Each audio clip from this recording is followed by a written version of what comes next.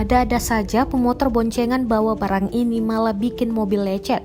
Harus selalu diingat jangan membawa barang-barang muatan berlebih jika mengendarai motor, apalagi jika sedang berboncengan di motor. Usahakan tidak membawa barang yang bisa mengganggu pengendara lain, seperti di video unggahan akun Instagram @dashcamowners_Indonesia ini. Video itu berhasil terekam oleh Dashcam di salah satu mobil yang sedang melintas. Saat melintas tampak dua orang berboncengan di atas motor lewat di depan mobil tersebut. Yang bikin melongo, pemotor yang berboncengan ini terlihat membawa sebuah barang. Barang itu pun juga terlihat sangat panjang, bahkan hingga menyeret ke jalan.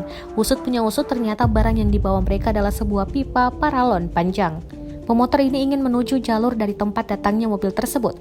Sialnya, saat berbelok, pipa paralon tersebut terlihat mengenai bodi mobil. Alhasil, di akhir video ada bagian bodi mobil yang lecet perkara pipa paralon yang mereka bawa. Unggahan video itu pun turut mengundang respon dari netizen di kolom komentar.